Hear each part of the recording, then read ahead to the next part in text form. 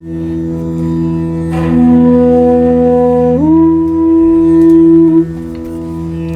सब लोगों के तो इजाज़त चाहांगे। करने वाले भी लोग बैठे ने, सुनने वाले भी ने, बहुत शुक्रिया तुहाडा सब दा।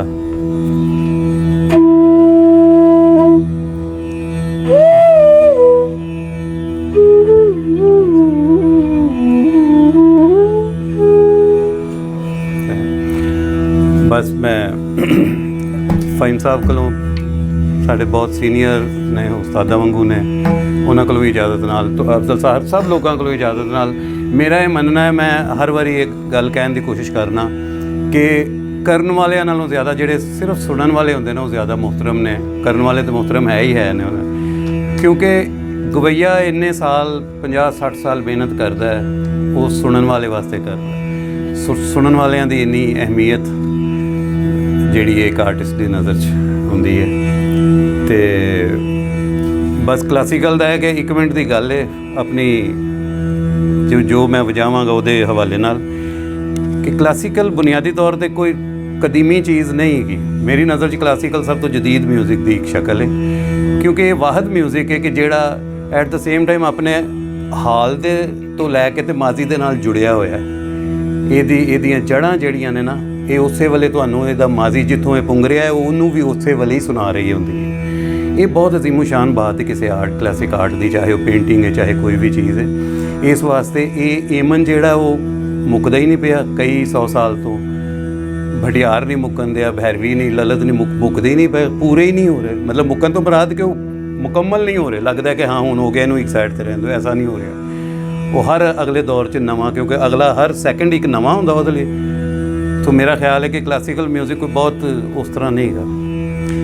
तो तुहाडे सामने राग पेश करांगा जी, मैं राग जोग है और जिन्ना टाइम मिलिया मैं उहदे विच ही कंकलूड करांगा इंशाअल्लाह। आकाश गिल मेरे नाल तबले तो थोड़ा जिहा इंजॉय करदा क्या जगह।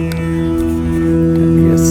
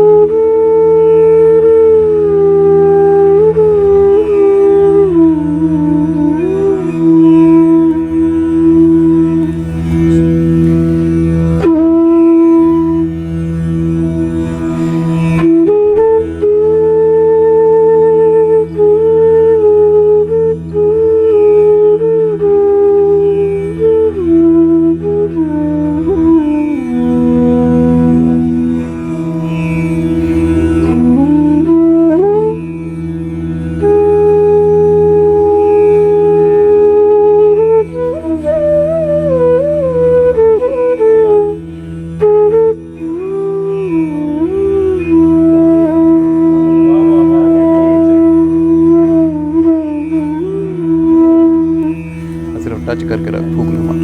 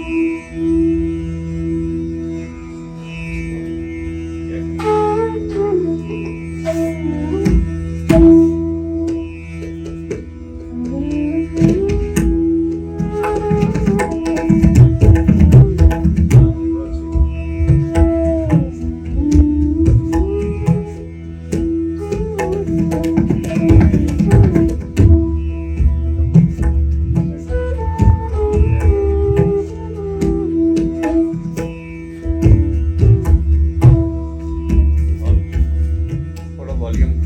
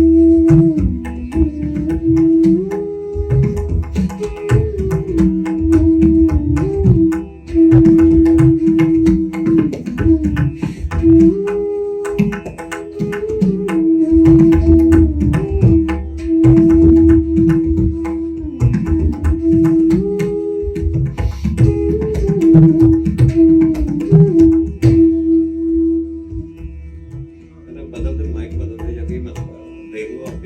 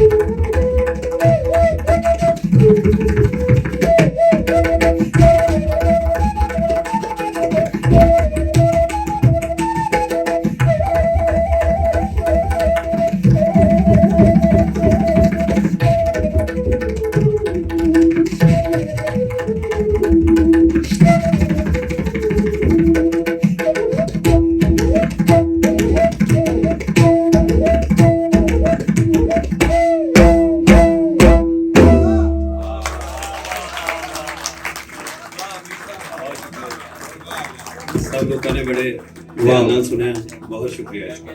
ਬਹੁਤ ਬਹੁਤ ਬਹੁਤ ਵਧੀਆ ਪਰਫਾਰਮੈਂਸ ਜਨਾਬ ਹਨੀਫ ਮੁਹੰਮਦ ਹਨੀਫ ਖਾਨ ਸਾਹਿਬ ਦੀ। ਬੜਾ ਰੰਗ ਬਣਿਆ ਜੀ।